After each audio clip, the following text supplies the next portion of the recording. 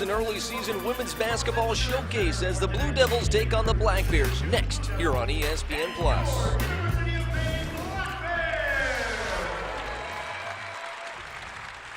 Hi, I'm Brian Stackpole, joined by Sandy Thomas, courtside from the Cross Insurance Center in Bangor, Maine, for a homecoming of sorts for Duke head coach Joanne Palumbo-McCauley against the team she formerly coached back in her first position, the University of Maine Black Bears. Though, Sandy, it's a much different team for this Duke Blue Devil roster than it was a year ago, losing very talented scorers Rebecca Greenwald and Lexi Brown, who made up 33 points per game that they lost, and this Duke Blue Devil team just returns 39.7% of their overall scoring from a year ago. As you see the numbers, pretty jarring, the amount of points that they have lost from graduation for those two players. Yeah, that's a lot for any team to lose, and Lexi Brown was an All-American guard, and Rebecca Greenwell was an All-Conference ACC wing, so they've lost a lot. For the Black Bears in the first two games, they have been very good. A 2-0 perfect mark to the season. It is the start of the season for them, which is the best one since 2013. As we look at Toledo and Bryant, the two games, one a home contest, one a road contest, a very good three-point shooting performance at home against Toledo, while most of the damage done in the paint, 42, including 12 fast break points for the Black Bears over the Bryant Bulldogs. Well, with that involved and that in mind, Sandy, let's break down what the three keys for both teams are. For the Duke Blue Devils, what is needed to be done for them to avoid their first 0-2 start since 1980? Well, a key to victory for them right now is not to think about that first game.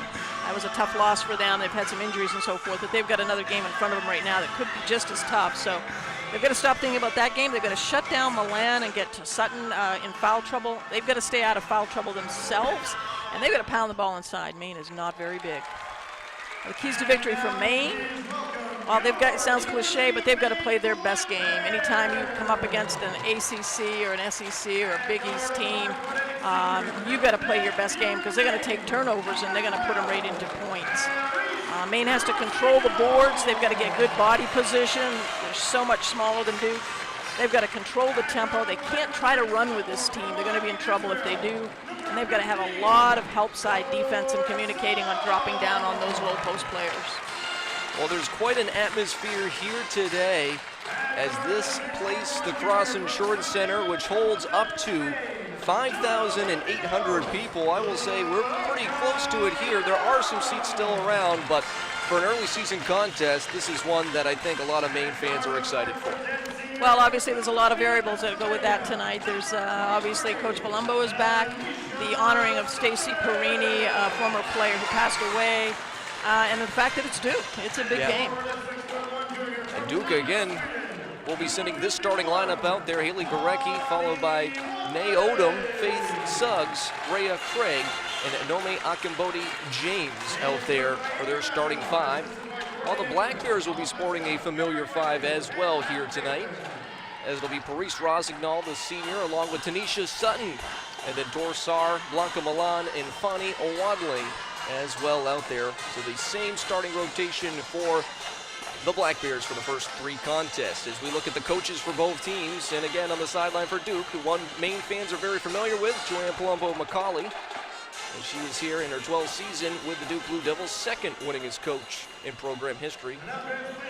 And for the Black Bears, it's Coach McCauley's former player, Amy Vachon, who's in her third season with the Black Bears, taking her team to a conference championship and the NCAA tournament a year ago.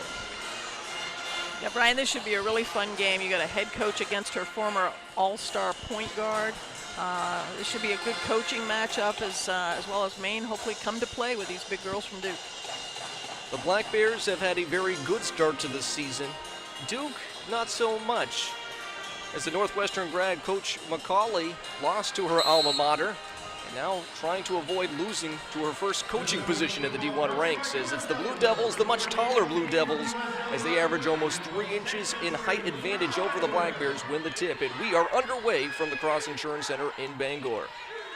The drive in and Dorsar, the America's Rookie of the Year takes that one, and the first shot of the contest is going to be a three-pointer, a little long from Blanca Milan, and the rebound is going to be skirmished out to Akambodi James. Yeah, I think Dorzar is a variable on this main team that goes unnoticed sometimes. She is just such a heady point guard, young. She played like a senior last year as a freshman, really directs this team well. And after one steal for the Black Bears, almost a second as Milan tries to take that one away, and this one will be knocked out again by the aforementioned Dorzar and out of bounds off the baseline. Yeah, Maine's player in their matchup zone. Interesting to see the Black Bears come out in that zone with that height differential, and Milan almost taking that one away. Now into Odom, trying to go against two Black Bears, and she'll win that one over Wadling for two. Yeah, Odom's a 6'2" junior from California, and she just has some leaps on her too. She just jumped right over their heads. Sar now setting up the offense. Rosignol just over, or just under, I should say, a minute of action here in this contest as Wadling with the backdoor pass, the pull up, and that one's around and down, and the Black Bears have knotted it up at two. And Maine can't be afraid to attack that basket no matter how tall those players are in the paint. They got to take it to them, get them in foul trouble. Duke is not very deep right now with some injuries. Odom trying to get it in underneath, and they will do so, but not a great angle for Suggs as she hits that off the window, but does not get it to drop. I'm sure Coach Vachon liked the fact there was 4 Maine Black Bears going for the boards right then. And that's something they're going to need to do, especially with a height differential. As Rosignol has it on the wing on the right side. Now Sutton driving in on Suggs. She's got a nice angle, but a little too strong off the window, and the rebound is out to Craig. She might want to have used her left hand on that shot. Pull-up three-pointer just narrowly misses. Rebound out to Wadling as Gorecki just missing.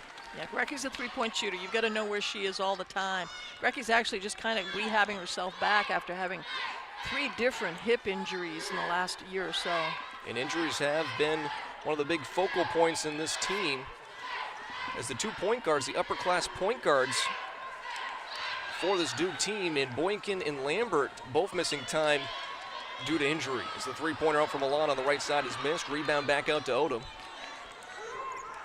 As Lambert is out for the season for the 2nd consecutive time, Boykin is hoping to come back in December, as Gorecki with another three-pointer, this time missing, and Wadling with a rebound.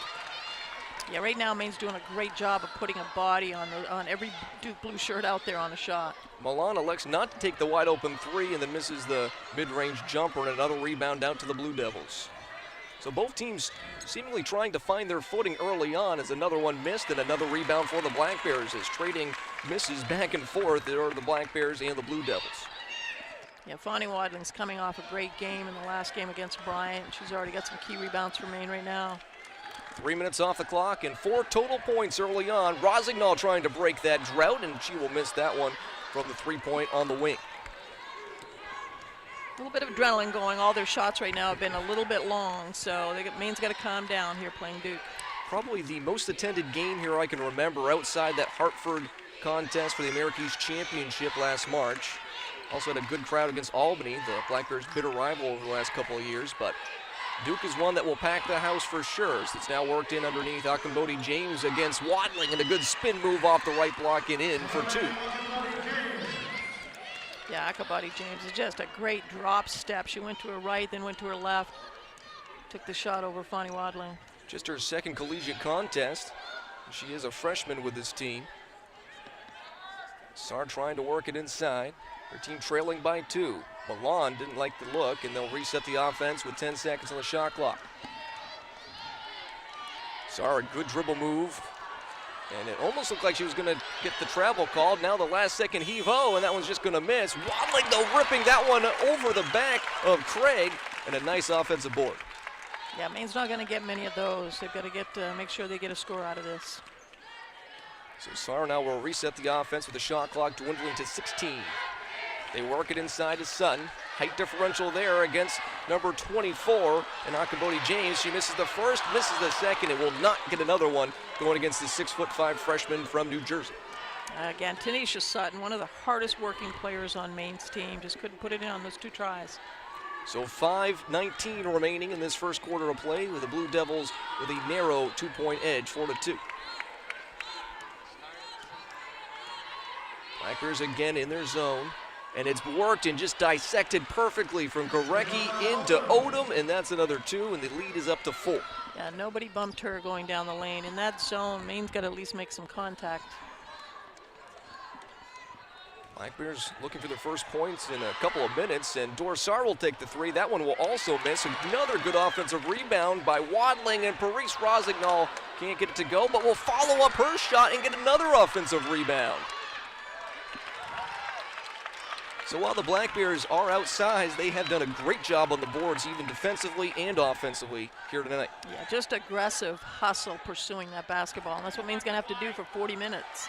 Good backdoor pass, and they will count it, and the foul. No, I think they call traveling on that one. Well, the Black Bears fans sort of got me excited, thinking they had finally snapped the drought.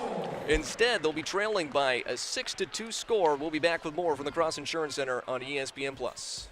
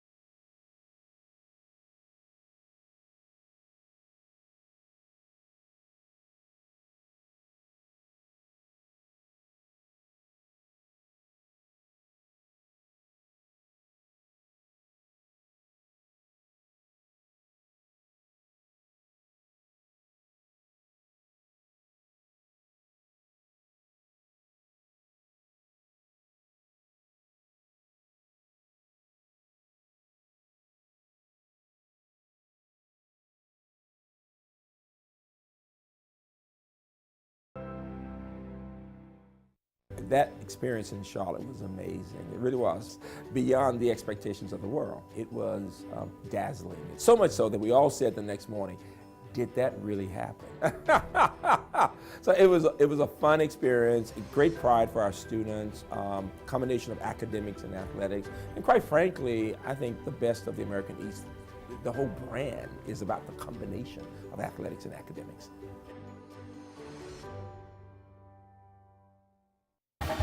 You support your Black Bears at the game. Why not support them everywhere you go?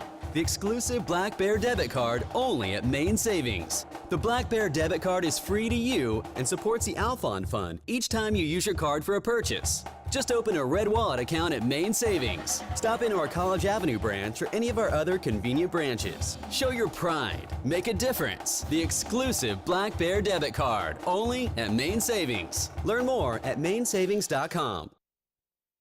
We've been doing business with Hammond Lumber for about 15 years. The most important thing Hammond Lumber gives us is customer service. We have a lot of jobs going, typically 4 to 6 at one time, and we need truck deliveries on each of those once a day. So we expect multiple trucks, which Hammond Lumber delivers on a regular basis for us. The things that are important to me are being able to trust my sales rep, trust the pricing, trust the delivery, and overall trust the service that Hammond Lumber provides us.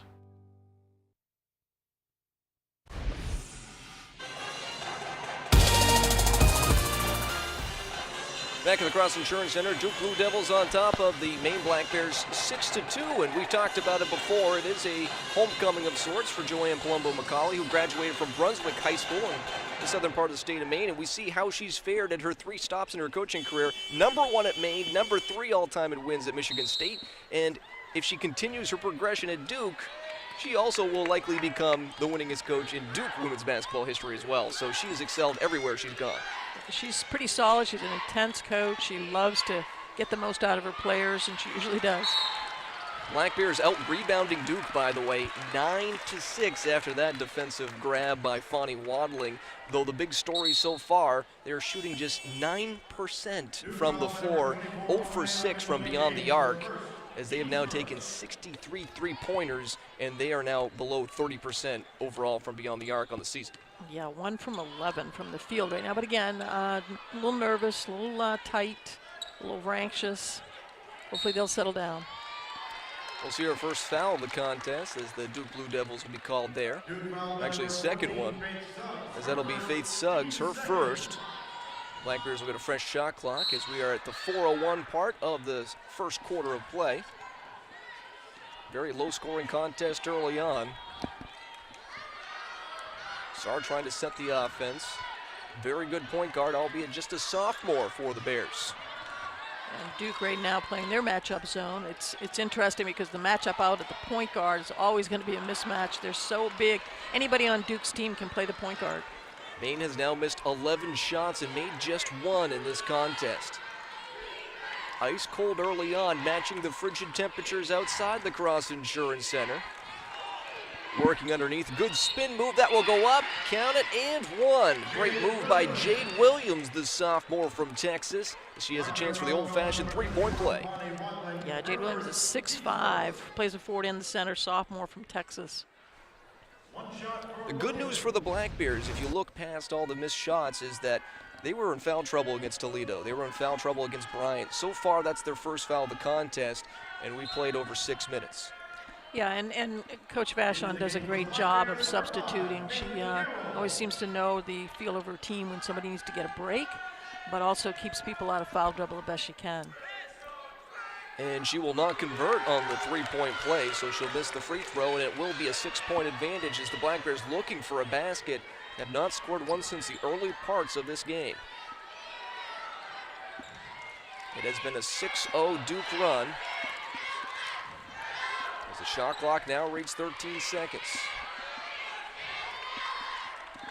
Maeve Carroll just checks in the game, will touch the ball for the first time. Sutton's not a great three-point shooter as she looks to drive in, and this one's taken away. Gorecki has no one in front of her, Rosengdahl behind her, and she'll get that one off the glass and in for her first points.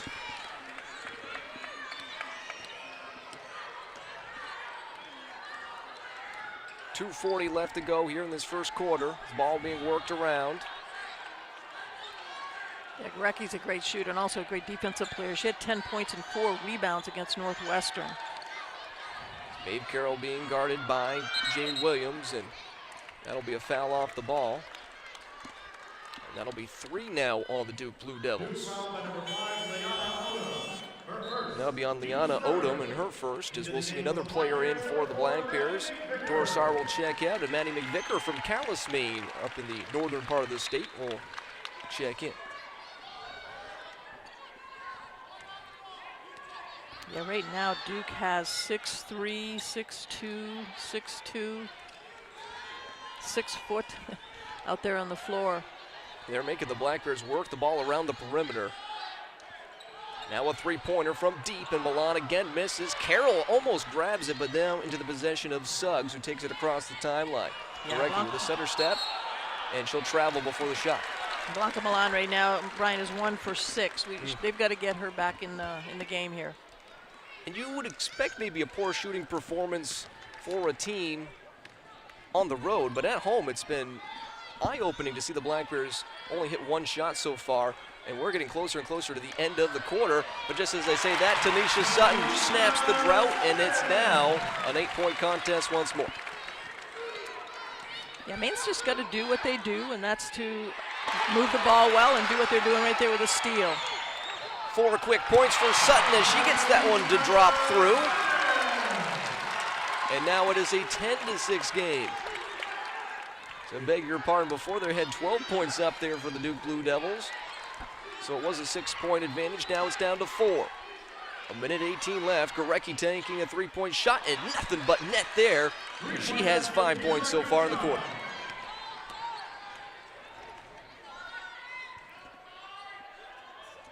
Sutton on the baseline. She's working down Suggs, takes it in the lane, and just a tiny bit too short on that. As Goodchild into the contest will get the rebound. Yeah, I think Goodchild might have gotten a piece of that shot as well. She had a hand up. She'll take the three-pointer. That one will miss. Rebound attempt will be knocked off the end line and will be Maine ball. Goodchild's also a great 3-point shooter. She actually got back from India around 1st of November where she played for her Australian national team. Of course, the Duke Blue Devils doing a little bit better early on compared to how they fared against Northwestern last time, shooting just 35% from the field and missing 8 3-pointers in that 4th quarter. A bad taste in their mouth, but playing a little bit better here today in Bangor, Maine. Couple substitutions for both sides. Akambodi James in, Jada Adams also, while the Black Bears return Wadling and Sarr to the fray. 27 seconds left on the clock in the first, while the shot clock now dwindling to 6. It's going to be a three-point attempt from Wadling, and she'll miss, and the rebound out to number 25 and Williams, as the Blue Devils will likely take the final shot here. Yeah, Brian, Maine's moving the ball very, very well, but with those long arms in the front of that zone that they're playing, they just can't see good shots. 2 seconds, the shot at the buzzer, and Gorecki will hit it. 2 3-pointers for her, and she extends the Duke lead up to 10, 16-6 after the first quarter. We'll be back with second quarter coverage coming up next here on ESPN+.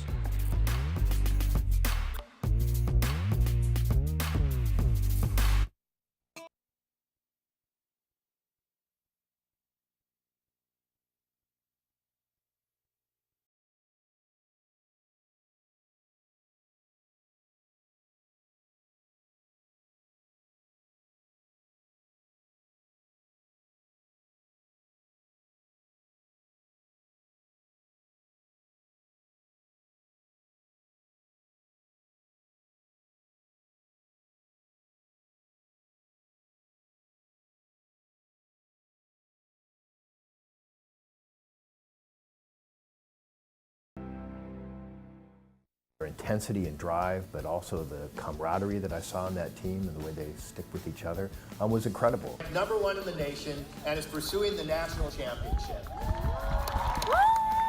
Because of their ability to elevate the school as a whole, I wanted to reach out and honor them. And the crowd really erupted in applause when we talked about them, because what they've done, and again, not just this year, but 3 years previously for the seniors as well, has been extraordinary for the university. We've been doing business with Hammond Lumber for about 15 years. The most important thing Hammond Lumber gives us is customer service. We have a lot of jobs going, typically 4 to 6 at one time, and we need truck deliveries on each of those once a day. So we expect multiple trucks, which Hammond Lumber delivers on a regular basis for us.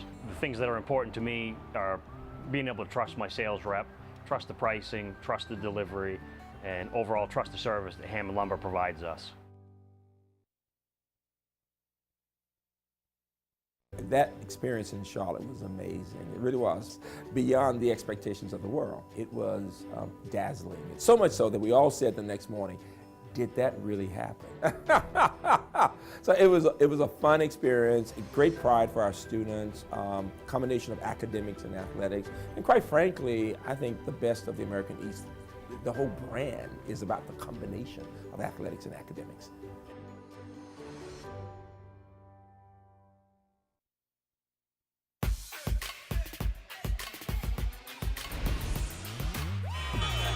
Back at the Cross Insurance Center, Brian Stackpole, Sandy Thomas, where it's a 16-6 advantage for the Blue Devils over the Black Bears. As we look at the all-times win list for head coaching victories at the University of Maine, and Joanne Palumbo-McCauley, #1 with 167, while Amy Vachon in her 3rd season doing quite well too, and hoping to maybe surpass her former coach. Well, I think if Amy sticks it here as a head coach at Maine, I think she could possibly do that. She's a good coach. She's a player's coach. She gets a good feel for her players, and her coaching staff is a great coaching staff as far as helping these young ladies become better ball players and better people. Well, if the Black Bears are going to get another one in the tally of the win column tonight, they're going to have to shoot better than 0 for 8 from beyond the arc and 17.6% from the floor. Good backdoor pass from Wadling at the top of the key to Blanca Milan for her 2nd basket. It's going to go a long way to that. Yeah, that's just a great look from 2 players who've played together for a lot of minutes in the last 2 years. Now here's the steal from Tanesha SUTTON. Black Bears have something moving to start the second quarter as they work it around from left to right across the perimeter. The Duke defense is coming up quite a bit in this zone. It actually looks now to be man-to-man. The jumper is going to be knocked down from Tanesha, just a step or two inside the three-point arc. That would be awesome for Maine if she gets a hot hand, because if you notice right then, Duke's defense stepped away off of her. And killing the momentum right there is Jade Williams, who goes down hard but makes the basket, as she'll get a chance to get 3 points with the free throw.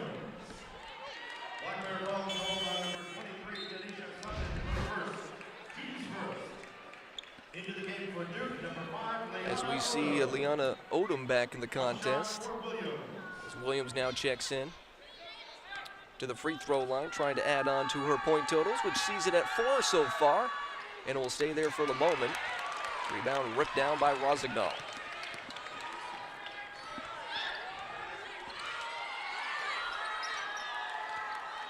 So Dorsar with it.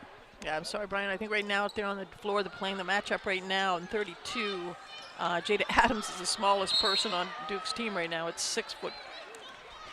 Maine's just got to continue to attack that size. They're moving the ball very, very well. They're just not getting good looks at shots right now. And that's usually the positive of Maine's offense, is taking really good shots off their offenses.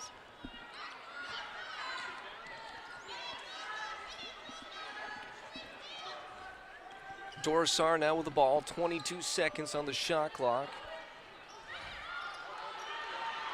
Now waddling in the corner. Cross court to Milan. The three-point attempt is in and out. Rebound to Gorecki. So we'll now bring it to Adam LaFleur to talk about the matchup, as he had some conversation with the coaches about everything that was going on for this homecoming of sorts. Yes, Brian. Joanne McCauley, Duke head coach, gave her thoughts on coming back to Maine before this game. She was the head coach of the Black Bears at UMaine between 1992 and 2000. She said this is a homecoming for her, but it's different because she's never coached a game here at the Cross Insurance Center. And it's all business tonight for Duke after their 84-58 loss to Northwestern earlier this week. McCauley said Duke needs to put emphasis on their defense tonight, pick up rebounds, and control how Maine shoots the threes. But not a reunion tonight, a business trip for McCauley as Duke looks for their first win of the season. Brian? Thanks, Adam, and great insight there. Yeah, she said, I was talking with her earlier today, Sandy, and she said she comes up here every summer. Of course, a Brunswick High School graduate and spending enough time, but no sightseeing today, especially with the frigid temperatures. It's all about getting that W and going back down to Cameron Indoor Stadium to get ready for their first home game against Elon. Yeah, even more so, especially after their first game loss against Northwestern. Yeah, she's hoping that her team plays a lot better than what they did at Northwestern. It looks like right now, so far, they are. Milan has that one trickle off her fingertips and out of bounds, so it'll stay Duke ball with 7:26 remaining and an 8-point advantage for the Blue Devils on the road. Odom gets it at the top of the key. She'll be guarded by Milan for the moment. Black Bears now in the zone. Gorecki trying her. Handed another three-pointer. She'll hit again. That's 3 3-pointers for her. And then afterwards, Duke will commit the foul. But Haley Gorecki tickling the twine from long range. Well, the thing is with Gorecki, she's also a great dribble penetrator, and she shoots off the dribble on her mid-range shot, but she's a good three-point shooter, and so far Maine's kind of lost track where she's been on the court when they've been trying to get down on the post players. 11 points for her already on the night. Her career high, by the way, 29 against North Carolina. So still a little ways to go to hit that mark, but the way she's been shooting recently, wouldn't be surprised. Now a three-pointer for the Black Bears, and that one's answered back, and Dorsar has it. And that's her first basket of the contest as well.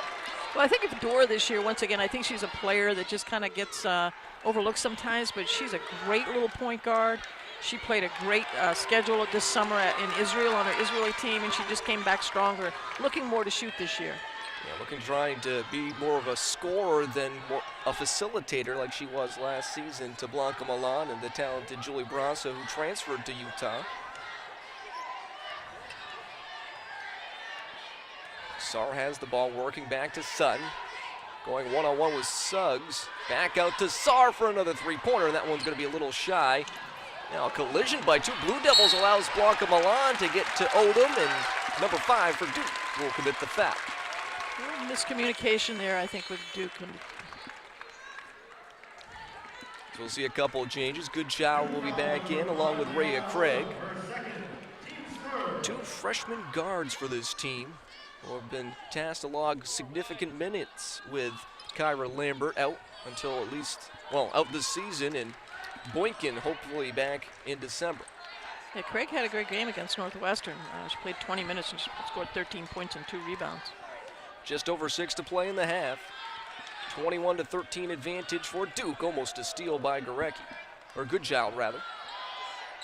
Sutton will take a three-pointer. That one just narrowly missing, and the rebound will go to Gorecki. Quick outlet to Craig. Back to Gorecki. She'll drive in and now facilitate a three-point shot from the corner, and Goodchild will miss that. Rebound to Sutton.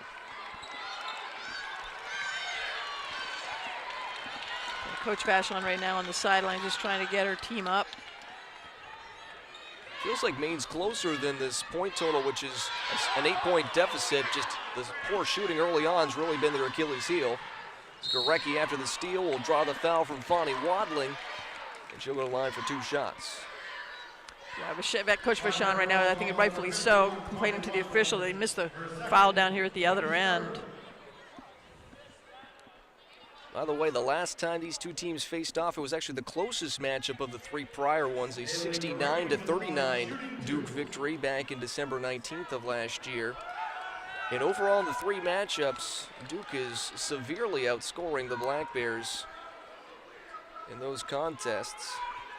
Brian, I love the fact, though, that Coach Vachon and her coaching staff play a tough schedule every single year. By far the toughest schedule in the America East.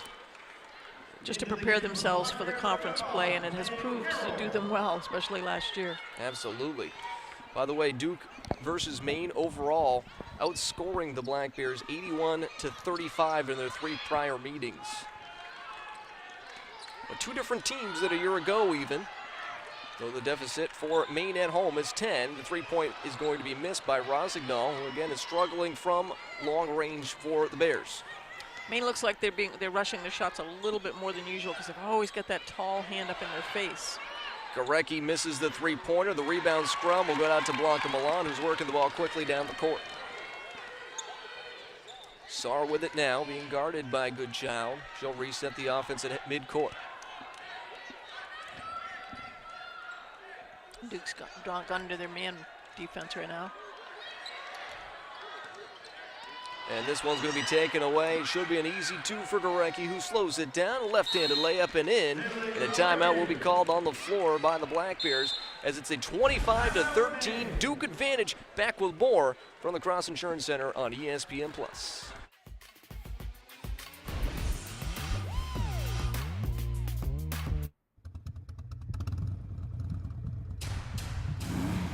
Bold meets sweet.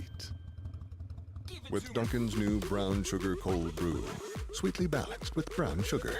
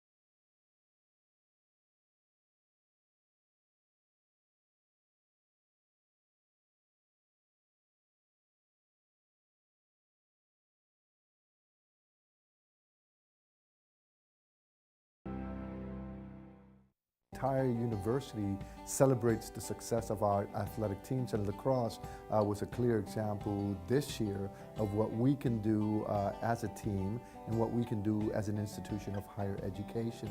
We talk about student success at UAlbany as one of our core priorities, and so it's about academics and it's about athletics, and we feel incredibly proud of our athletic teams.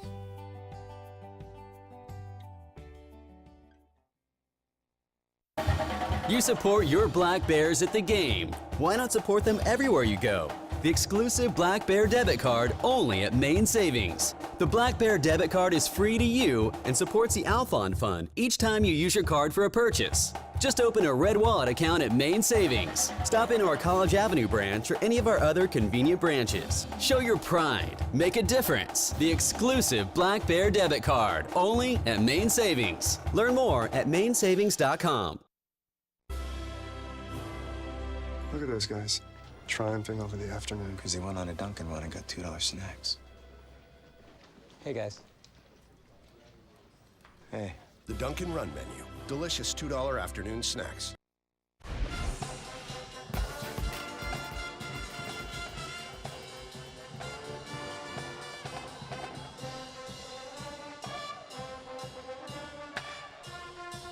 We spoke to Duke head coach Joan McCauley earlier today about when she coached Maine head coach Amy Vachon at UMaine from 1996 to 2000.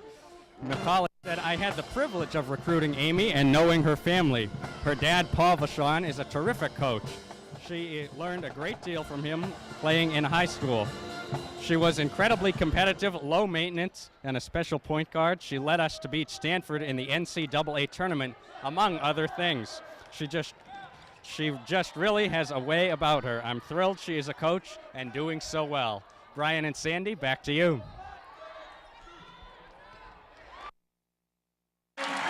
Dave Carroll hits the basket. Good report there from our sideline reporter, Adam LaFleur.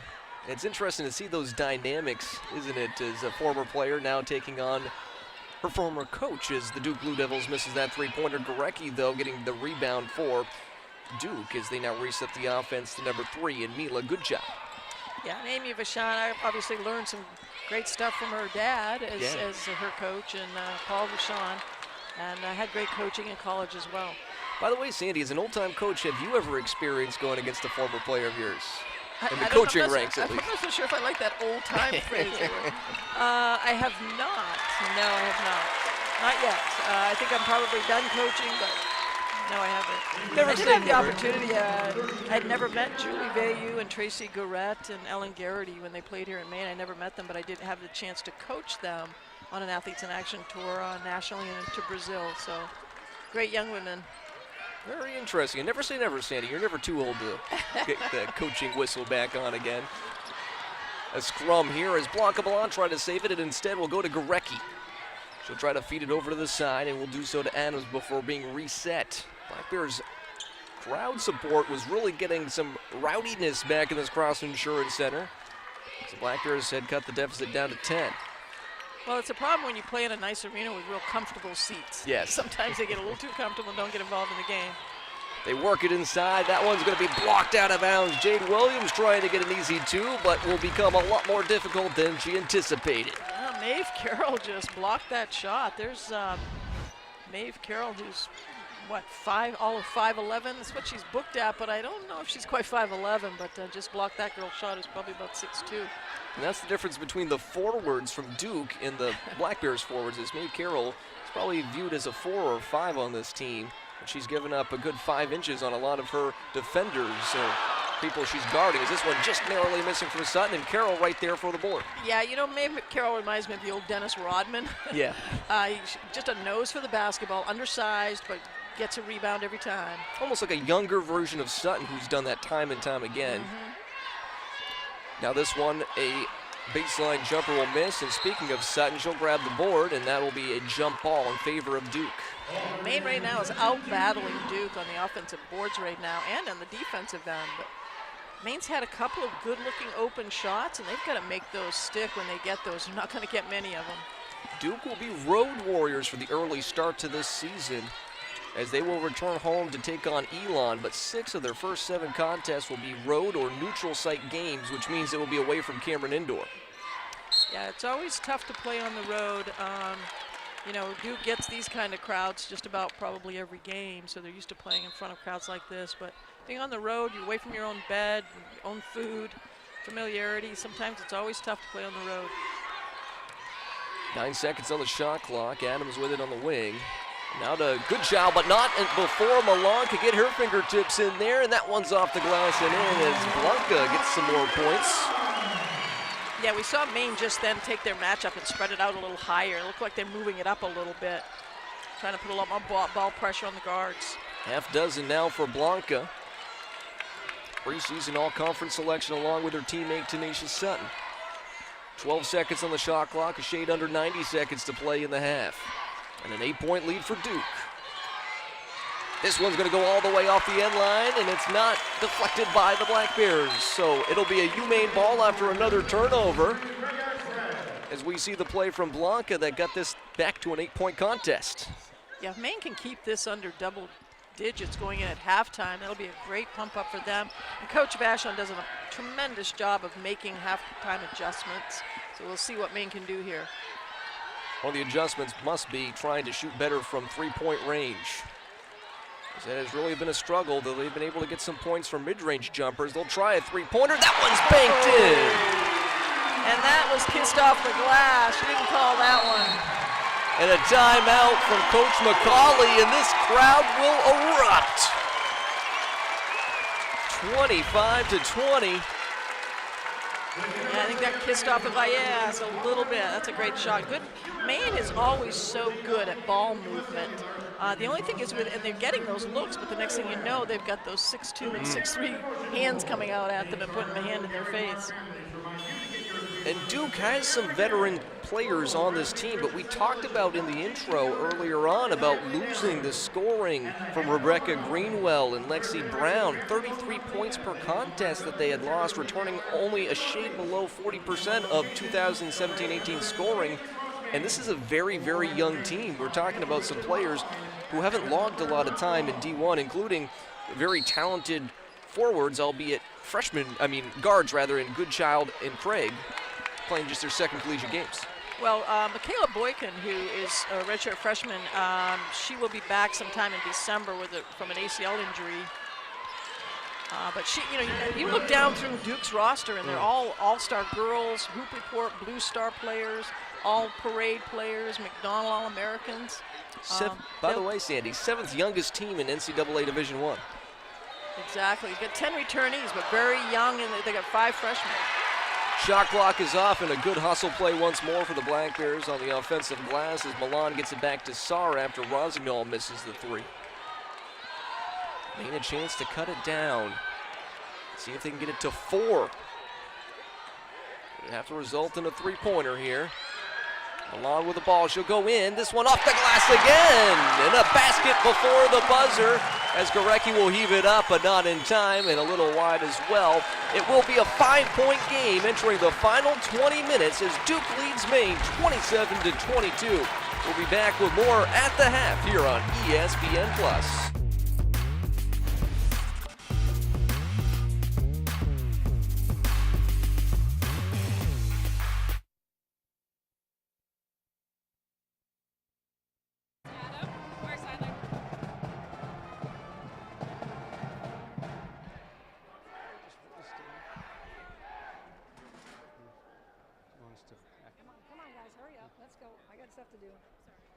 Just a little bit.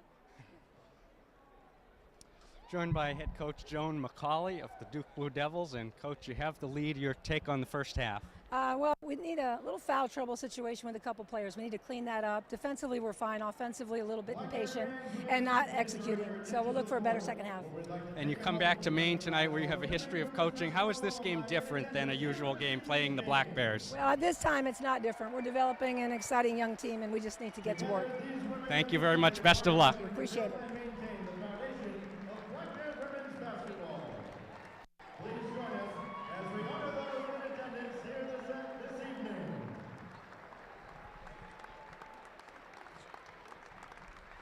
Joined by Black Bear head coach Amy Vachon. Amy, your Black Bears had a little bit of trouble finding the bucket in the first half tonight. What do you change in the second? We just got to make shots. I thought defensively we played well. I thought we rebounded really well. We're just going to make shots. If we make shots, we'll be all right. Yeah, it's a pretty tight game. How is this game special playing against Duke with Coach McCauley, who coached you when you played in your own Black Bear career in the late 90s? Yeah, it's really nice that they're here. They're a really good team, and we're just trying to do our best against them. Thank you very much. Best of luck in the second. Yeah, it's a pretty tight game. How is this game special playing against Duke with Coach McCauley, who coached you when you joined by head coach Joan McCauley of the Duke Blue Devils and coach by Black Bear head coach joined by Black Bear head coach Amy Vachon. Amy, your Black Bears had a little bit of trouble finding the bucket in the first half tonight. What do you joined by Black Bear head coach Amy joined by Black Bear head coach Amy Joined by head coach Joan McCauley.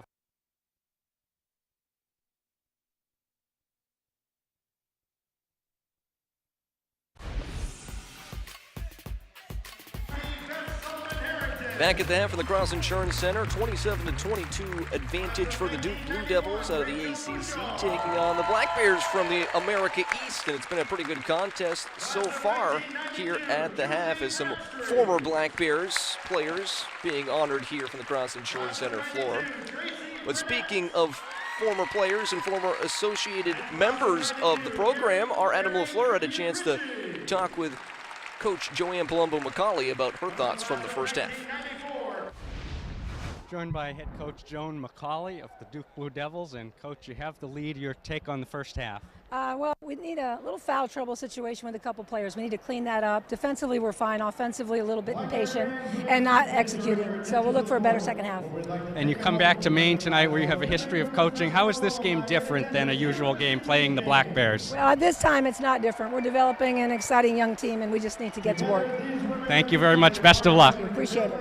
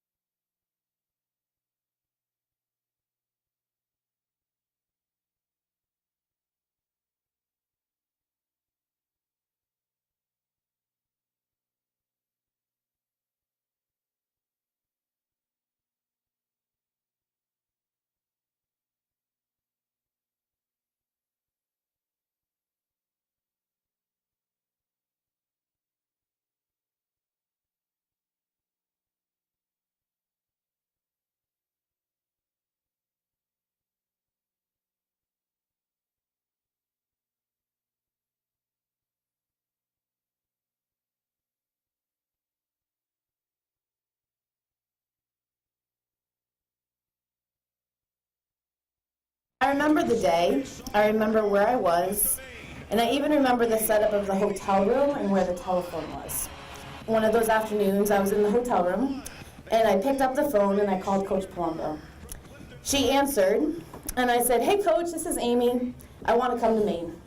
And that was it. To be honest, I'm not even 100% sure that I told my parents before I told Coach Palumbo, but Yeah, I mean, with Coach Palumbo, it's funny, you know, she coached at Maine when she was very young. I mean, this is her first job, and so talking with her now about that experience has been really interesting, and I've learned a ton. We had a lot of great experiences together. You know, I went to the NCAA 4 times, tournament 4 times, beat Stanford, had a lot of wins. Well, I'm a coach by accident too, so I guess Amy and I have that in common, but without question, she has a great mind for the game, and I don't have never would have a doubt. Sometimes it happens in coaching, you fall into it a little bit more, but she's very talented, and she's one of the best young coaches in the country, and we're very proud of her.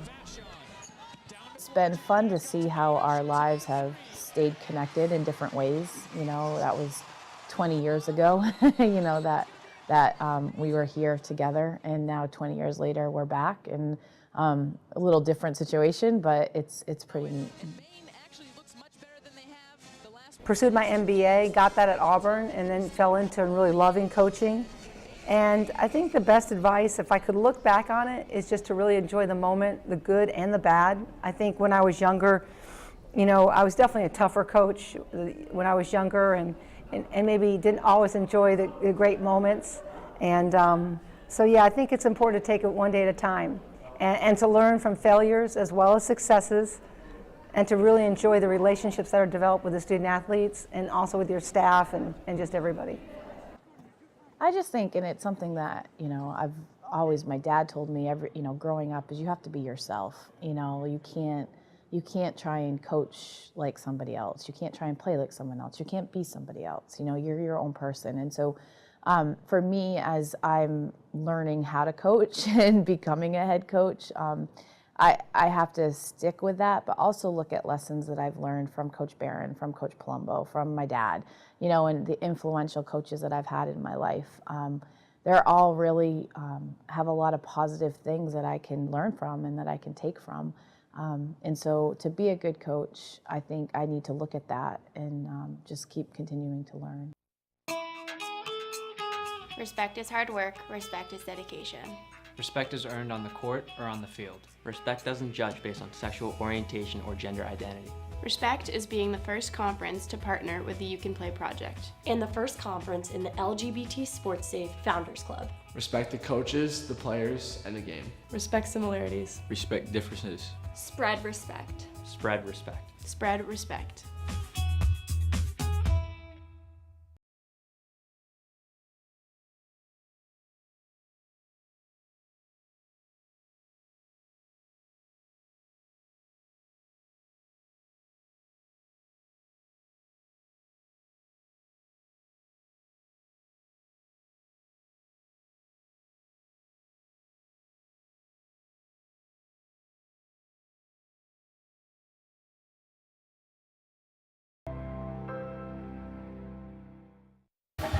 You support your Black Bears at the game. Why not support them everywhere you go? The exclusive Black Bear debit card only at Maine Savings. The Black Bear debit card is free to you and supports the Alphon Fund each time you use your card for a purchase. Just open a Red Wallet account at Maine Savings. Stop into our College Avenue branch or any of our other convenient branches. Show your pride. Make a difference. The exclusive Black Bear debit card only at Maine Savings. Learn more at mainsavings.com.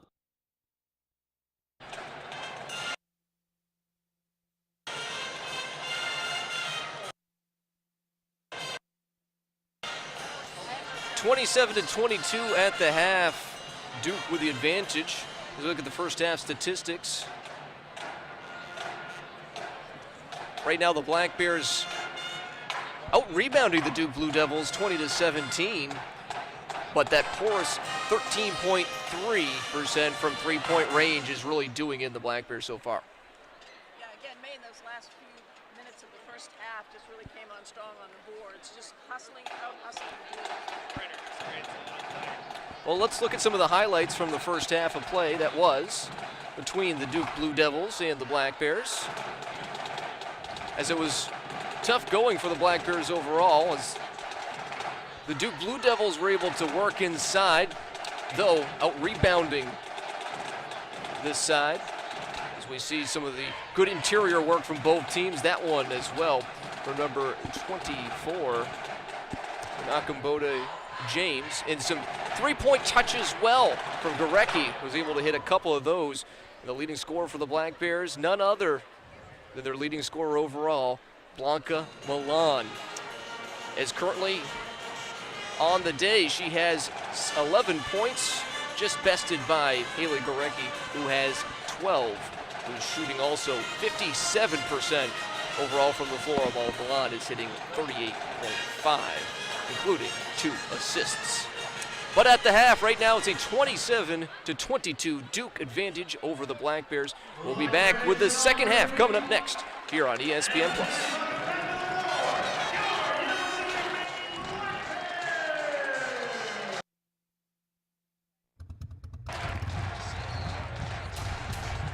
Yeah, I'm not on. I have no sound here. Sweet. With Dunkin's new brown sugar cold brew. Sweetly balanced with brown sugar.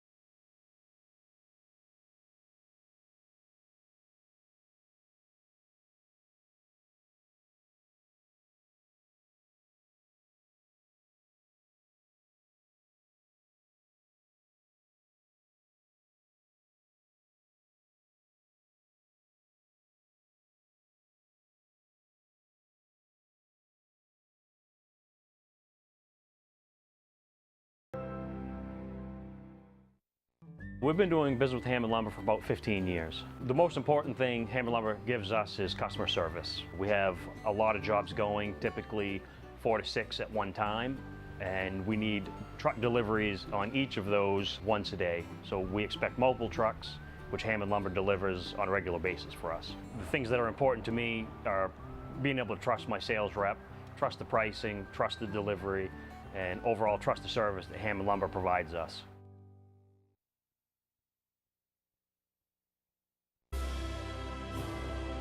Look at those guys, triumphing over the afternoon. Because they went on a Dunkin' run and got $2 snacks. Hey, guys. Hey. The Dunkin' Run menu. Delicious $2 afternoon snacks.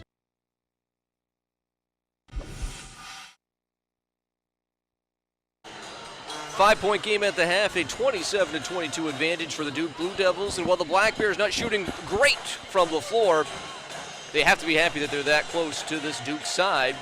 With that in mind, we now send it back to Adam LaFleur, who's with Maine head coach Amy Vachon, and her thoughts from the first half.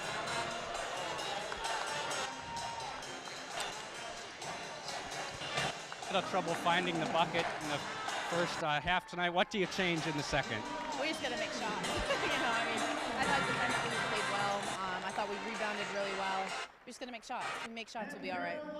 Yeah, it's a pretty tight game. How is this game special playing against Duke with Coach McCauley, who coached you when you played in your own Black Bear career in the late 90s? Yeah, it's really nice that they're here. They're a really good team, and we're just trying to do our best against them.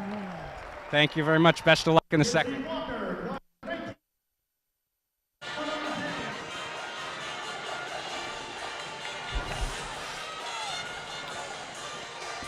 And thanks, Adam. Great insight there from Amy. And yeah, it's a game still, though there's a little bit of something on the line when you're taking on your former coach. So it'll be an interesting start to the second half, and we will see that when we come back. It'll be 27-22, the score in favor of Duke. And second half coming up next.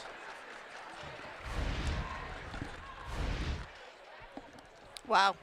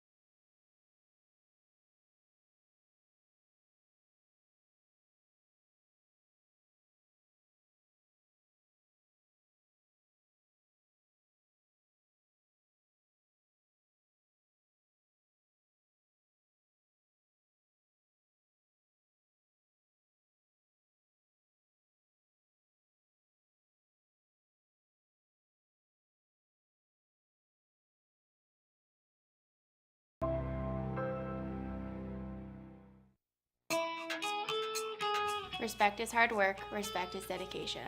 Respect is earned on the court or on the field. Respect doesn't judge based on sexual orientation or gender identity. Respect is being the first conference to partner with the You Can Play project. And the first conference in the LGBT Sports Safe Founders Club. Respect the coaches, the players, and the game. Respect similarities. Respect differences. Spread respect. Spread respect. Spread respect. You support your Black Bears at the game. Why not support them everywhere you go? The exclusive Black Bear debit card only at Maine Savings. The Black Bear debit card is free to you and supports the Alphon Fund each time you use your card for a purchase. Just open a Red Wallet account at Maine Savings. Stop into our College Avenue branch or any of our other convenient branches. Show your pride. Make a difference. The exclusive Black Bear debit card only at Maine Savings. Learn more at mainsavings.com. Back at the Cross Insurance Center, Brian Stackpole and Sandy Thomas already underway. One basket through, make it two. Doris Saar's basket is answered back from Liana Odom. And we are back to a 5-point edge for the Duke Blue Devils. Black Bears, though, trying to work it in. Blanca Milan has that one bounce and dance around the iron before falling through, and she now has her first points of the second half. Yeah, both Dorzar and Blanca Milan just floated that ball up there. It was nice. Now the Black Bears going the other way, trying to cut the deficit again. Cross court to Rosignol. Now to Saar for three. And that one's going to be off the left iron and out. You can tell very much so that Maine, when they're taking their usual threes, they sense that tall hand coming out after them. So it's been a little bit more of a frenetic pace here to start off the second half. Both teams shooting much better as well. And that one is going to be a tie-up, and that one's going to favor Duke. Is very unhappy with that as Jade Williams, who tosses the ball aside. Well, the end of that first half, Brian, I think really gave Maine some confidence to come out here and play intensely. And again, Coach Vachon and her staff just gives great adjustments at halftime, and Maine's ready to play the second half. Good athletic move from Odom up and under, and gets that one off the glass to make this once more a 5-point game. Will that be for much longer? Yes, it will, as that one misses, but Fonnie Wadling getting an offensive rebound. Now Saar resetting the offense with the shot clock now down to 21. Good passing around the perimeter and into the hands of Sutton, and that one falls through for her first basket of the second half. Just really, really good ball movement on Maine's behalf. Maine has looked like a very sharp team right out of the gate here after the break, and you had talked about the second half adjustments for Coach Jamie Vachon of the Black Bears, and that's definitely paying dividends after, however, they will foul underneath Jade Williams and send her to the line. Well, Maine right then had three players tripling down on Williams and created a foul there. But that's what Maine's got to do. They've got to double down at least on these post players when they get inside. Maine's done a pretty good job on that so far. By the way, that will be a foul called on Sutton after she hits the basket, as the first one is going to be missed by Williams. Sutton has 2 personal fouls so far on the night. Good shot will check in. Checking out will be Akambodi James. And Williams will miss that one too. A pretty good free throw shooting team is Duke, coming into the contest at 76.5, but so far today they are 2 for 6. Yeah, anytime you shoot over 70%, you're a good free throw shooting team. That's an easy way to get 2 points after missing the free throws, is Gorecki with a steal and the score. Yeah, I've never been a proponent of a bounce pass at the top of the key, because that's what can happen. Another steal for Gorecki. She's a ball hawk right now, and that one an easy basket to Odom, and 4 quick points and a quick timeout as well from Coach Vachon, trying to reset her team after a nice run from Duke. The lead is 35-28. Blue Devils on top. Back with more next.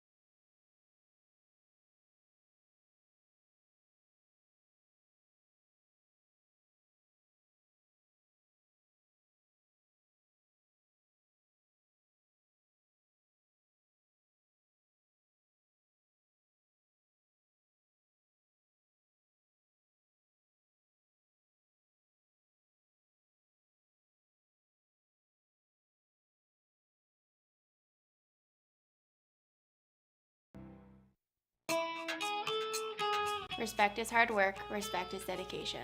Respect is earned on the court or on the field. Respect doesn't judge based on sexual orientation or gender identity.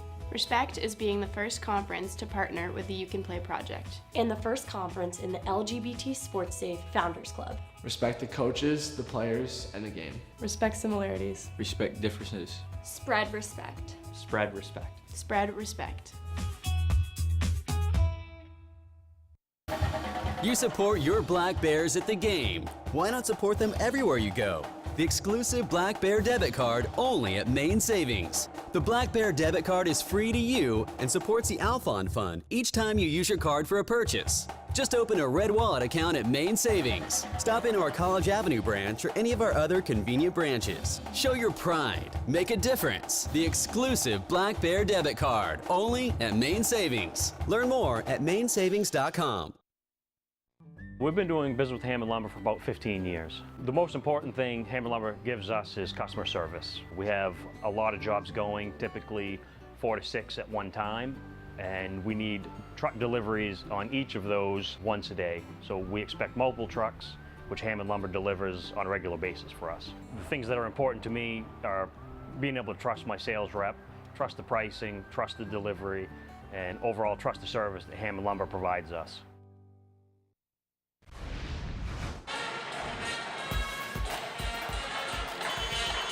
We see some scenes from earlier before the contest. A special ceremony took place before this Duke-Maine matchup to honor the memory of Stacy Perini Klingen, who passed away back on March 27th following a battle with cancer. 17th in Maine's all-time scoring with 1,128 points, 5th in rebounding, and holds the UMaine record for blocks in a single game at 7. Very emotional ceremony before today's game, and a whole bunch of University of Maine women's basketball alum here. I think 40 or so were honored at halftime coming back for the special occasion today. Yeah, it was really special to see, especially for me. There was about 8 or 10 players out there that I had coached when I was an assistant coach here from '88 to '92. And just real special to see those young women, and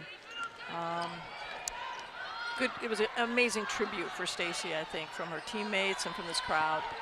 Milan for 3, rattles it home, and just like that, back to within 4 points of the Duke Blue Devils. Blanca that time just really took her time on that three-point shot. 16 points for her. Williams being harassed by 2 Black Bears. Back out to Gorecki, who just heaves it over for the three-point attempt, which is buried by Goodchild.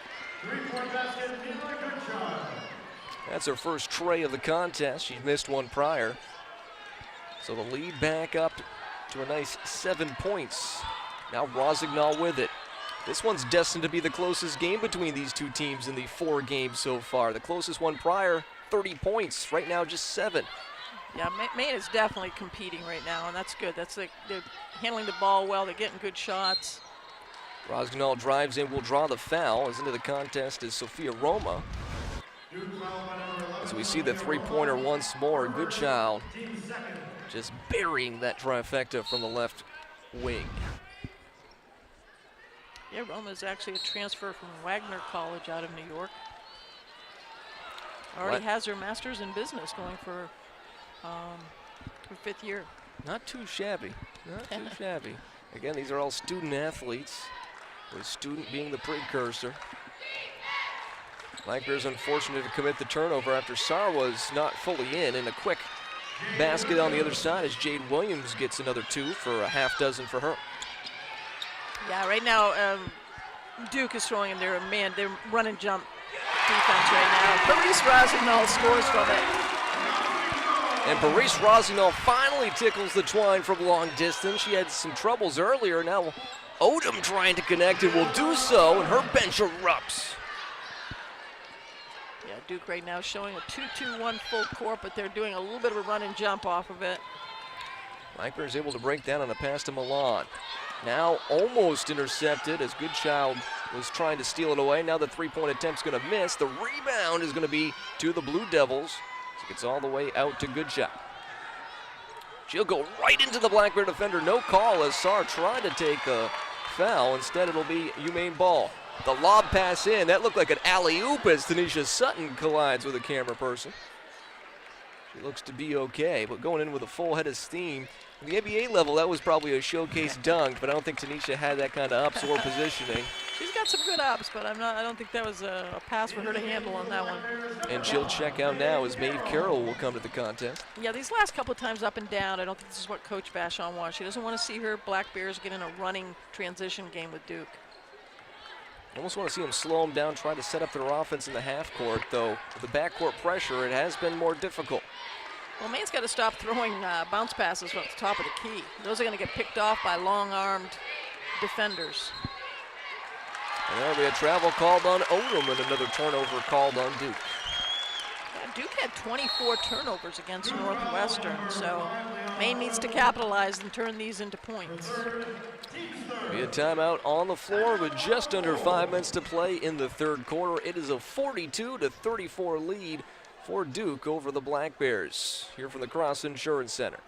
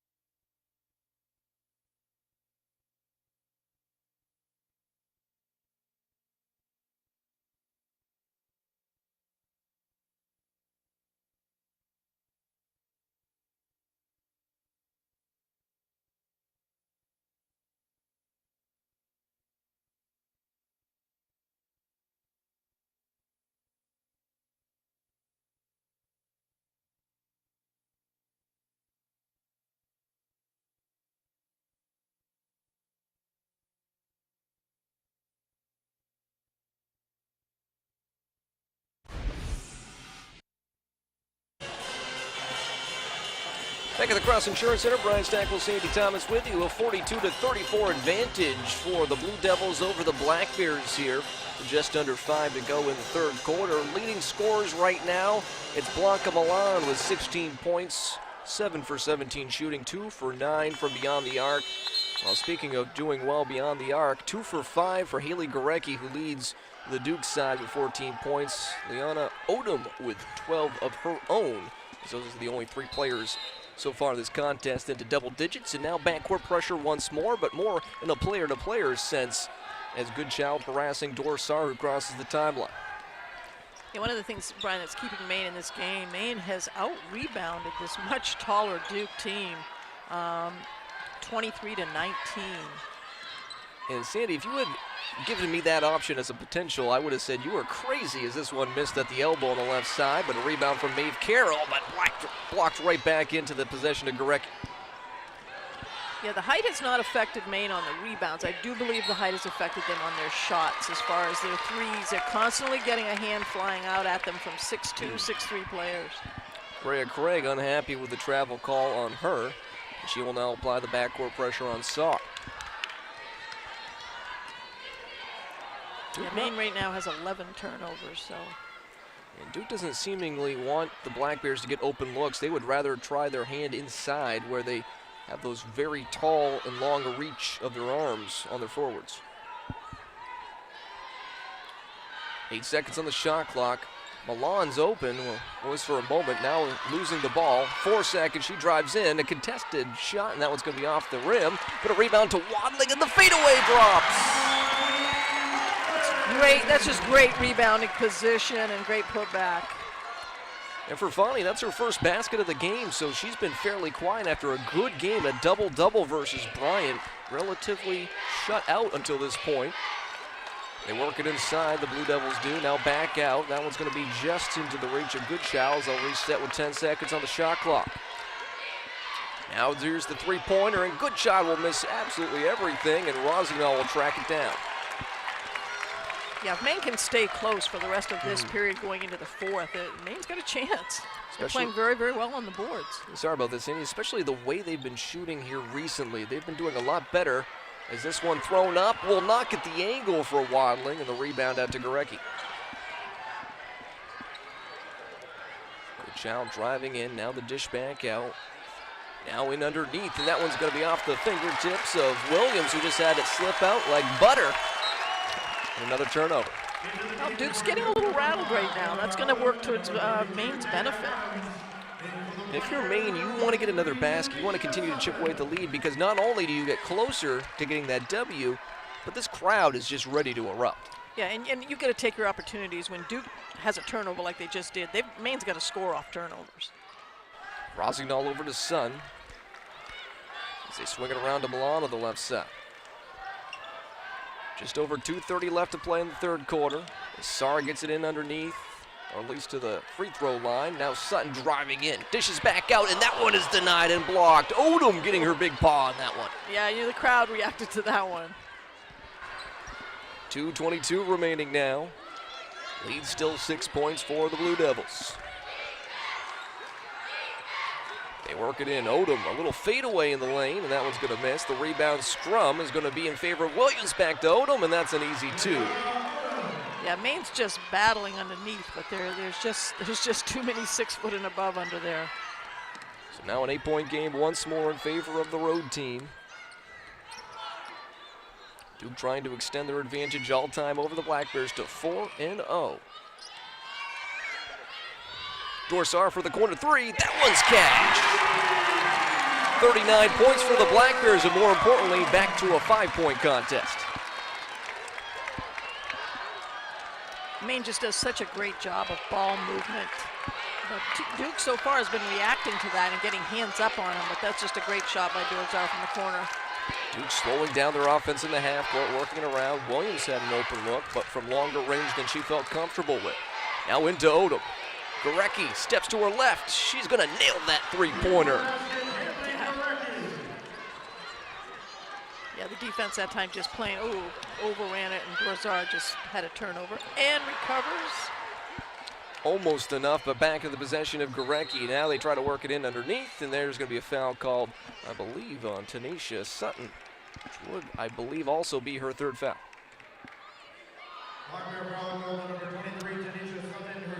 Maine's done a good job of relatively staying out of foul trouble, but they can't go into the fourth with Tanesha or Blanca in trouble. Now a three-pointer from the wing. That one's going to be a little too long. Rebound to Milan. One of the storylines entering the game is the lack of depth on both teams. And Maine, trying for the upset bid, really cannot afford to go too much deeper than 6 or 7.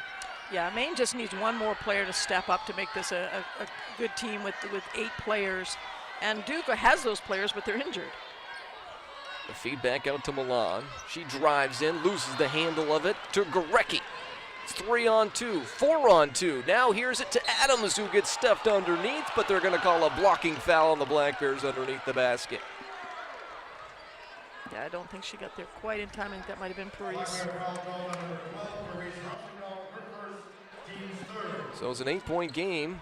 Adams from the line can make it back to a double-digit advantage.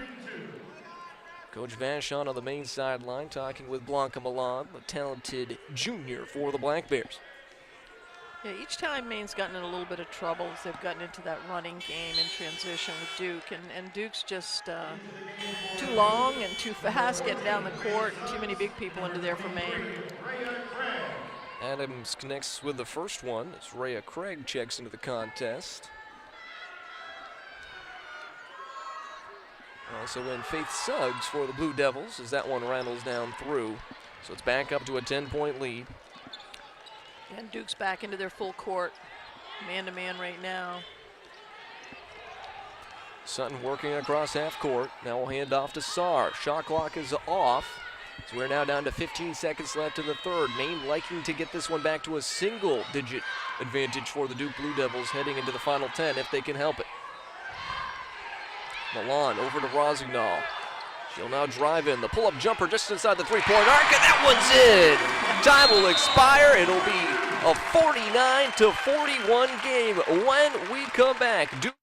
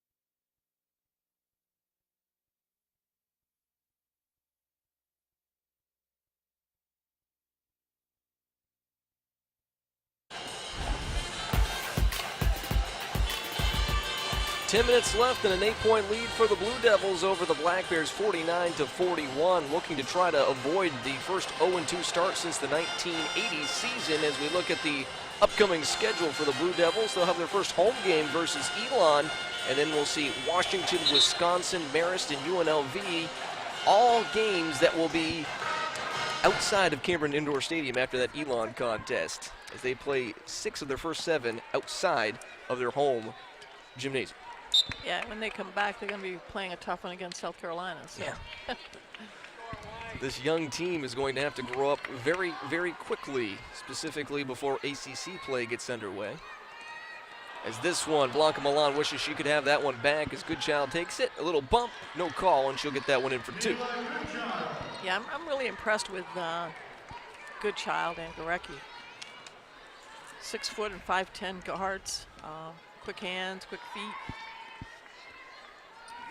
Goodchild now with 8 points, her career high in just her second game. And this one, trying to get it to Wadling, is going to be just right into the possession of Odom. Now the three-pointer from the side is going to miss, and it's going to go into the possession of Tanesha Sutton, who will work the ball down the court. 10-point lead now for Duke over the Blackbears, who are trying to get a little closer.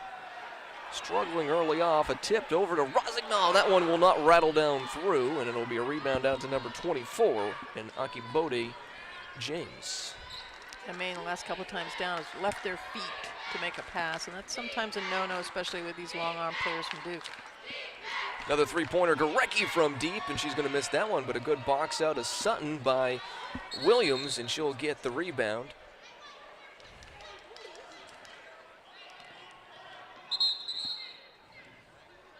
Not exactly sure what the call on the floor was. Blackbears players went back real quick. I think they were checking the shot clock possibly, I'm not sure. Might have been something. Well, they're going to inbound the ball from the sideline nonetheless. It'll be a 10-point advantage still for Duke, and I don't know how that's not a double dribble, but it's not called from the official here on this near side as the fans trying, but just like that, the Blackbears will get the ball, so karma coming into effect. Yeah, both teams having some ball control problems as far as off the dribble and then trying to make a pass and then holding back on it. It's interesting. It's been a tale of two halves and very similar outcomes in the first and third quarters, and then also the second and fourth quarters have been a little bit more sloppy. Is this one up and around for Blanca Milan? She gets another basket to go and drop.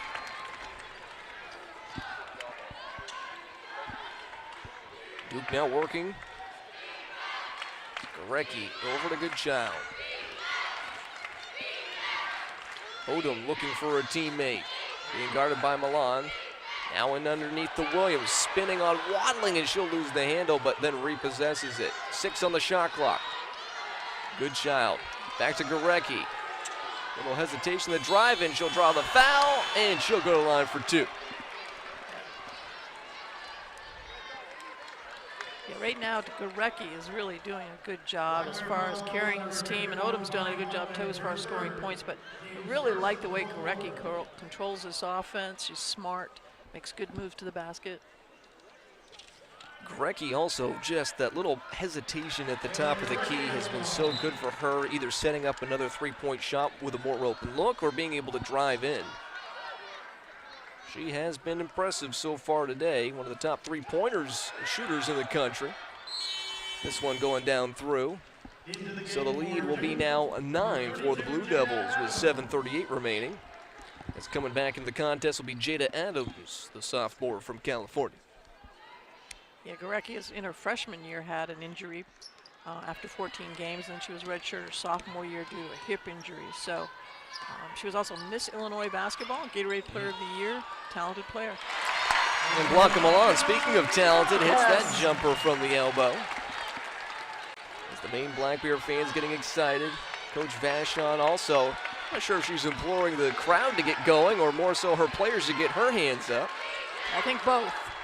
This one, though, will quiet the crowd as Mila Goodchild hits a trifecta. Yeah. Another nice shooting guard for Duke. So back to a 10-point advantage after Maine had cut it down. This one taken away for just a brief moment before recorralled from Milan, and another 2. For the Blackbears now, it becomes a defensive game where they need some stops and continue their offensive onslaught. Can't trade baskets with a team like this. I was just going to say that 25, Williams was in the paint for a long time, and the referee caught that one. So you see the quick jumper from Odom earlier. Does not go in because of the violation. Yeah, taking up residence underneath was Williams. Yeah, it's not as if they're hard to miss in there. Big bodies from Duke. Again, almost on average, 3 inches taller than the Blackbears. But Maine holding their own, currently down by 8 points, though the clock is also an opponent for them here, as it's just 6:15 remaining. Shot clock down to 3. They work it in underneath. And there's going to be a foul call as Blanca Milan gets it. It's just a great pass by Dorzar, seeing Blanca Milan cutting to the basket on the baseline. And they're going to say that was before the shot, so the basket will not go. It is the first foul on the Duke side here in the court. The key thing is Maine's got the 30-second clock back, so. Which had been dwindling down. Maine hoping to get their three-point shooting a little bit more crisp than it was early on. Just 1 for 11 in the first quarter shooting in general. Now a three-pointer from Saar. That one's going to miss. The rebound out to Sutton, who's going against two tall players. Gets it over, but can't get it to drop, but will be fouled on the play. You know, usually I'm going to say Tanesha SUTTON is the hardest working player on Maine's team, but I just really love the way Maine is working hard out there on the court right now. They are competing, and they've got 5, almost 6 minutes left to continue to compete against Duke. And what great basketball IQ from Tanesha, who could have just gone up, tried to go into the two defenders as she hits the first and try to draw the foul, but instead she tried to back it up, get a better look, almost got it to drop for the old-fashioned three-point play, but is rewarded for her efforts nonetheless. When you're somebody like Tanesha, who's undersized, really is, but she plays bigger than what she is. And I think Tanesha's, what, 5'10"? She just plays big, and she plays smart. And she hits 2 big free throws there with the clock stopped, and now the fans are getting into it. It's a raucous crowd behind us and in front of us here at the Cross Insurance Center. Yeah, now Amy Vachon is really trying to get the crowd into this game. And they're getting pumped. 13 seconds on the shot clock. The building's almost shaking. Into Williams, who will cry at the crowd with that one off the right block. But this crowd hopefully will continue to stay in this game. The lead had been down and cut to 6 points. Now it is back up to 8. Saar with it, being guarded by Odom. What a mismatch that is in size. Work down to Wadling, back out. Saar now with an open look for a deep three. Got it! That was from that all started with Paris Rosenau. What a great kick pass to her. And a timeout on the court as this crowd erupts. It's a 5-point game with just under 5 to play. We'll be back with more next on ESPN+.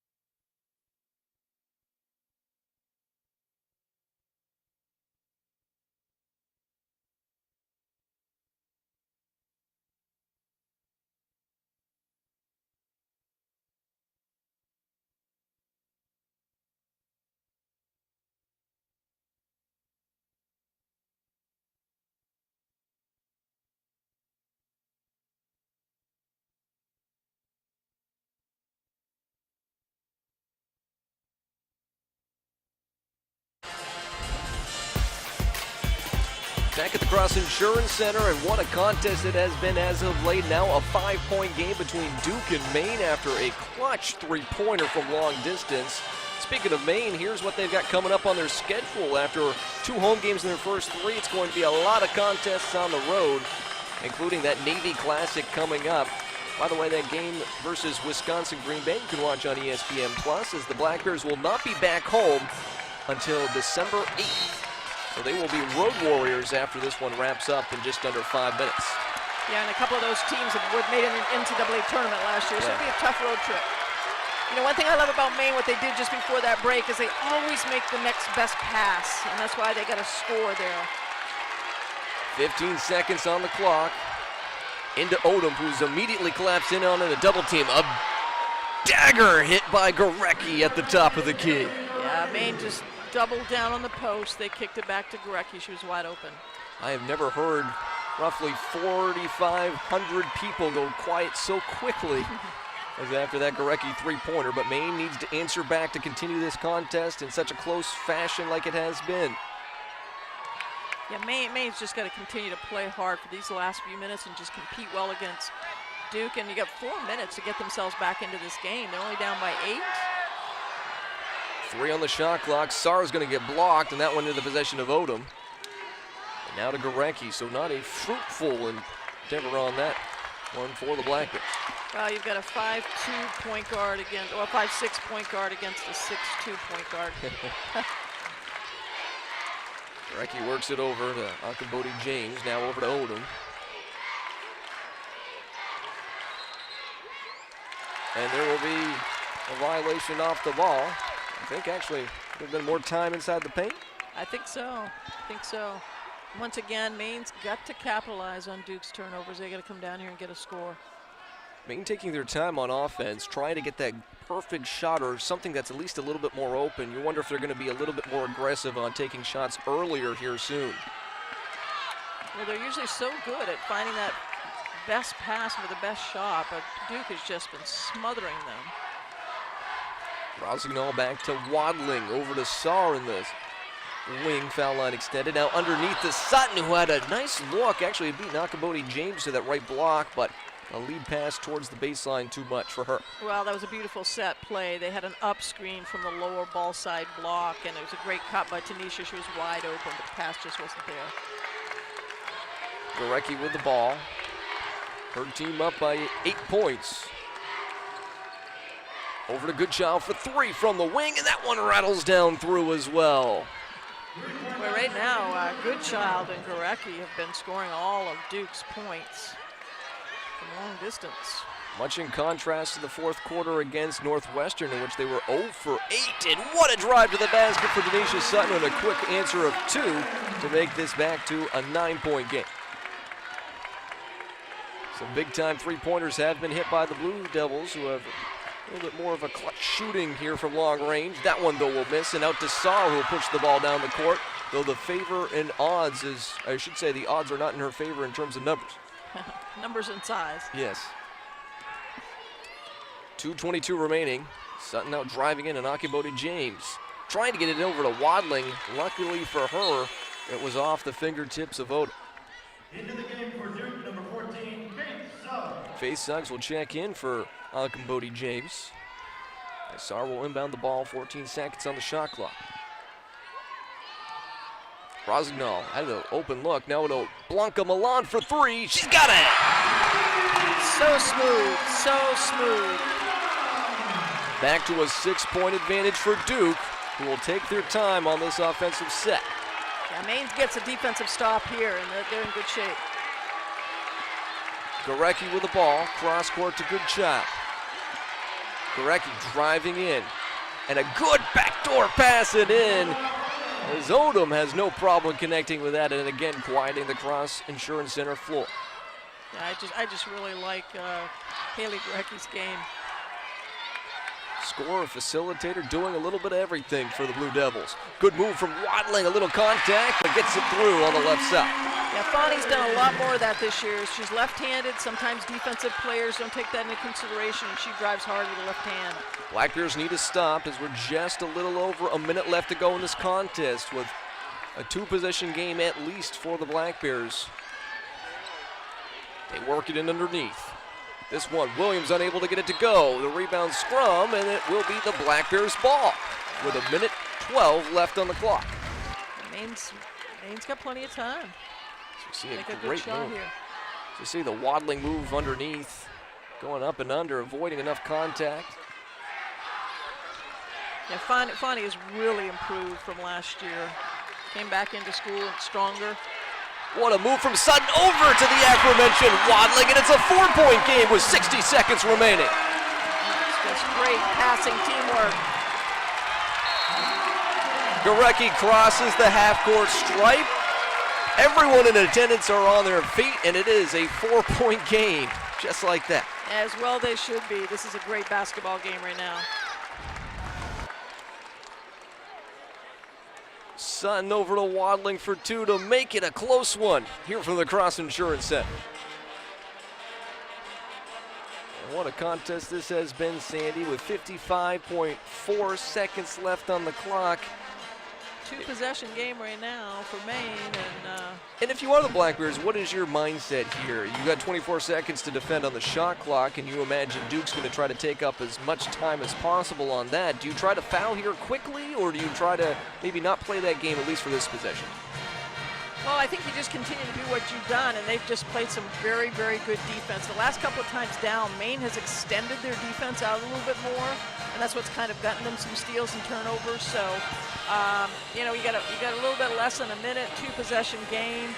I think you see what Duke's going to do coming out of the huddle, and just protect the basket down low and don't get them on the line, because if you get it inside and they score an easy layup, then that's a three-point shot for them without being outside the three-point line.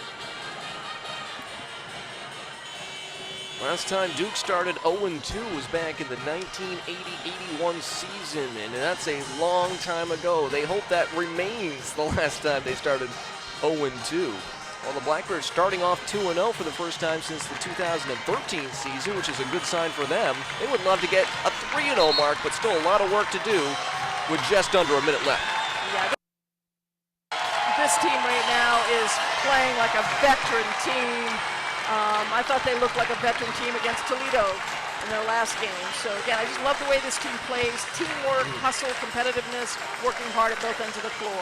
We'll see what they do here with Duke right now with 55 seconds left. Senior Parise Rosendahl getting her crowd to their feet.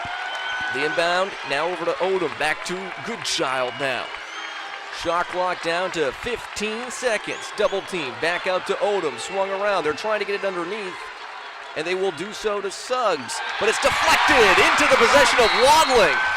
Just great help side, weak side defense. And let's see, did Amy Vachon call a timeout?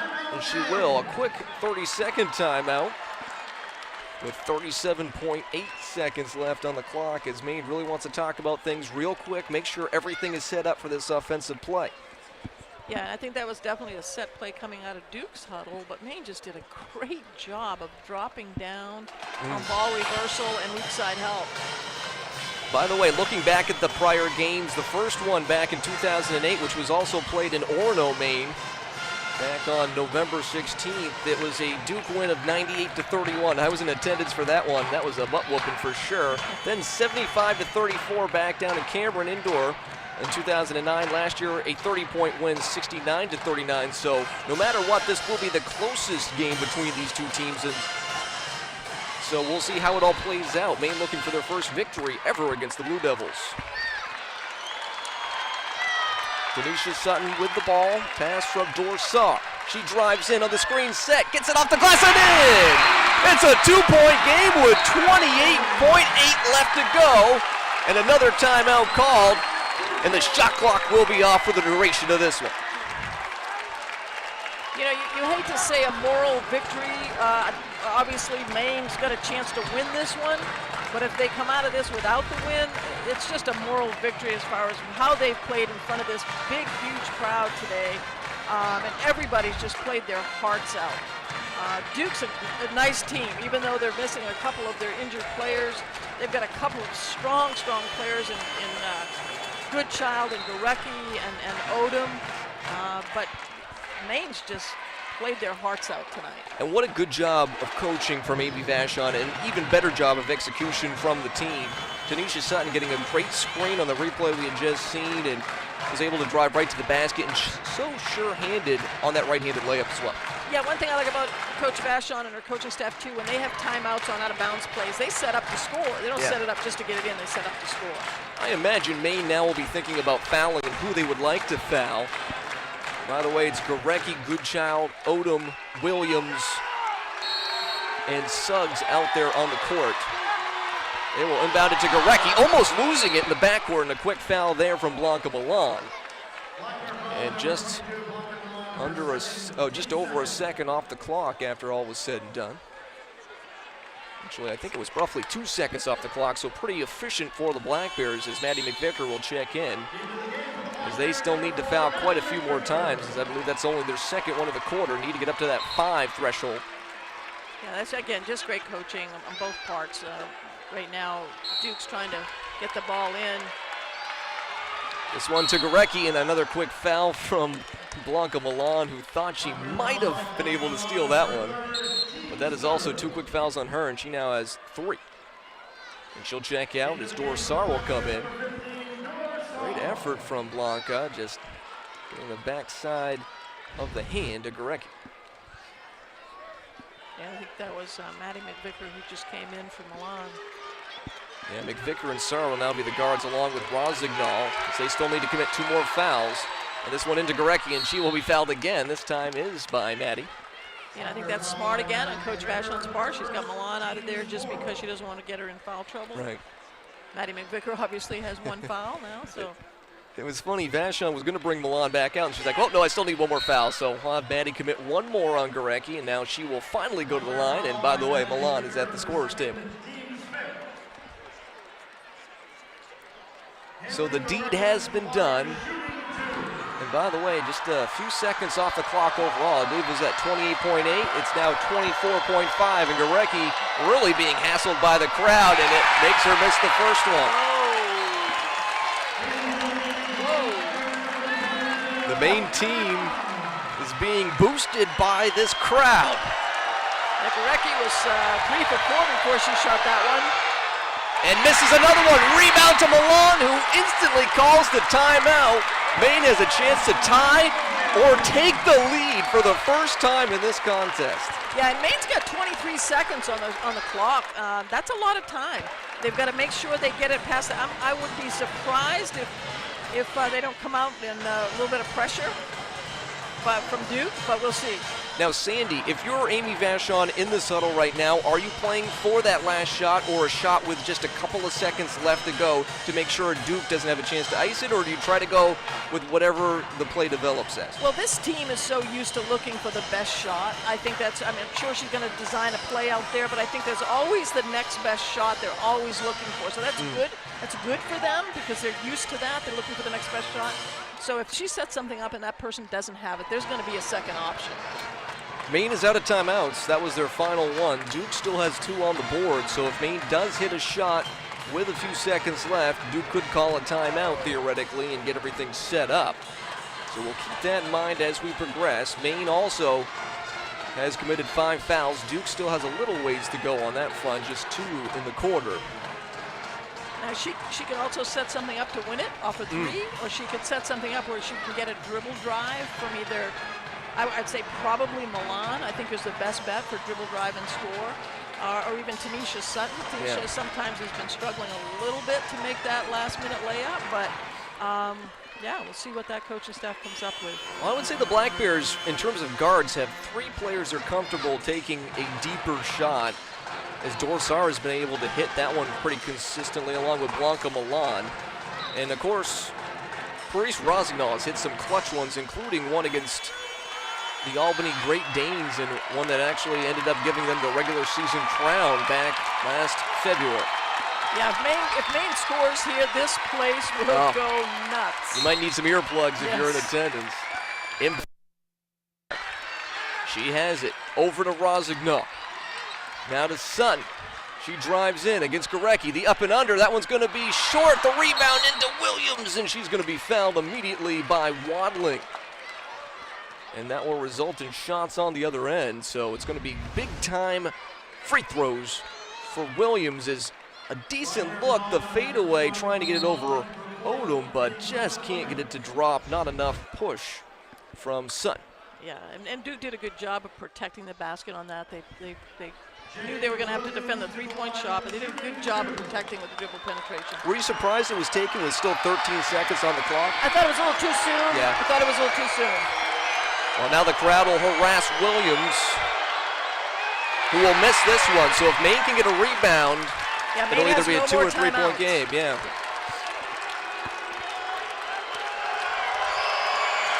If she makes this one, Maine can tie it with a 3. And that will be the scenario. There will be backcourt pressure. Dorsar gets it. She's being guarded by Gorecki. They need a 3-pointer to tie. 10 seconds. Over to Rosignol. She'll get the screen.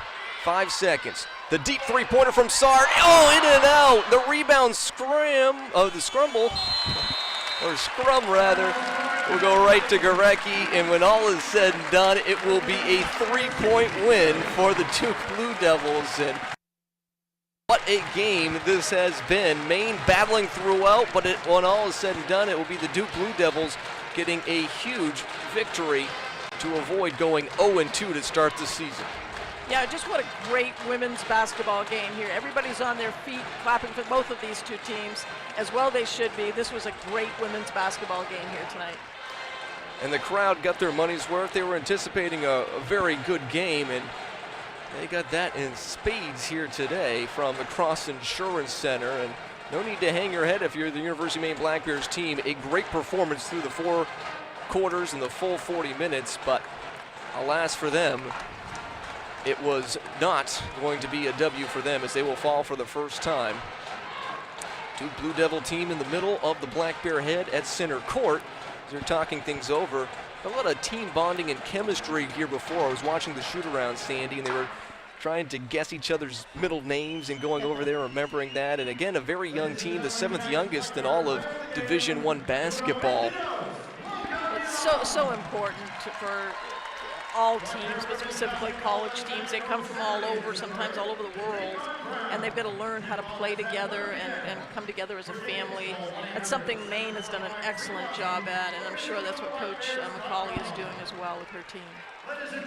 So the Duke side will go back down south and head to Cameron Indoor Stadium for their first home game of the 2018-19 season, as Adam LaFleur here in just a moment will catch up with Coach Joanne Palumbo-McCauley, the winning coach who just narrowly snuck through. As now we're going to send it to our sideline reporter, Adam LaFleur, who's standing courtside with Coach Payton. Joined now by Blue Devils head coach Joanne McCauley. Congratulations on the victory tonight, Coach. A tight game here in Bangor. What went well tonight? Well, obviously it was a defensive battle all the way, and really a defensive game. But proud of both teams. I mean, everybody played hard. Came down a few possessions. It'd be nice to knock down a few free throws, but you have to take care of business anyway. So we had a good stop there and a good follow to the ball, and I think we grew up as a team a little bit for us tonight, and that's a very good thing. And Maine's a super team, and they're going to do great things. Definitely one to build on. Congratulations on your first victory of the season. Any changes you'll make before your next contest? Oh, I'm sure there'll be many. I'm sure. We have a long way to go to getting to where we want to be, but we'll take this tonight, enjoy this, and move forward. Congratulations on the win tonight, Coach. Thank you. Thank you very much. We'll go back to Brian and final score tonight, 66-63. Duke pulling out the victory over the Black Bears in a very tight contest at the Cross Insurance Center. Yeah, Coach McCauley speaking like a true coach. Always something to improve on, even in a victory. I think you could win by 50 points, and there'll always be something to try to work on and practice the next time. Well, a coach knows their players, and they know how much better each player can get and the potential they have. So, yeah, a coach is always going to say there's always something a little bit. But like she said, she finished it off with let's enjoy this one.